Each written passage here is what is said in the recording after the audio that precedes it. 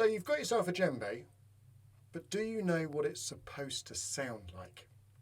I'm Mike Simpson, musical director of Inspireworks, a Remo artist and also a music teacher. So djembes we see a lot nowadays in schools, but we need to kind of educate ourselves so we know what they're supposed to sound like. Well, with Inspireworks, we've got 18 facilitators from 12 different countries, including some facilitators from West Africa.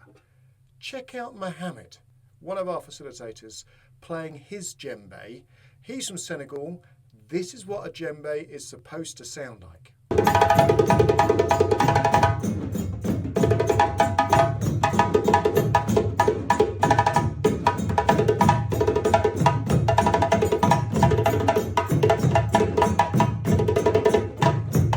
Wow, well that's impressive.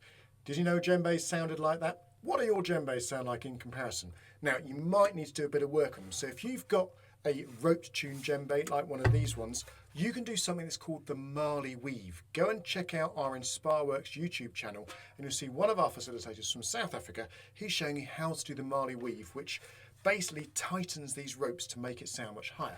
If you've got a djembe that isn't rope tuned, see if it's got some tuning lugs on it like this one here, and you might be able to tune them up so you can get it sounding higher. But then basically with a djembe there are 3 sounds we can get. So the first one is using the entire flat of our palm and we hit it right in the centre, so we get a really nice deep bass sound. Make sure your hand always bounces off. Then we can use just the underneath of our fingers here near the edge, and we're going to play there, and that's going to create what we call tone. And you'll be able to hear very clearly if your drum is a good drum, because you'll be able to hear the difference between a bass and a tone.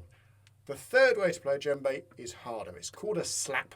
Takes a bit of practice, and it does depend on how tightly tuned your djembe is. The way I teach slaps is I leave my hands here beside the edge in the tone position, then move them a bit further apart, then bring them in a bit so your knuckles around the rim of the drum, then spread out your fingers a bit, and then when you play there, you get that kind of more slap sound. Have a practice.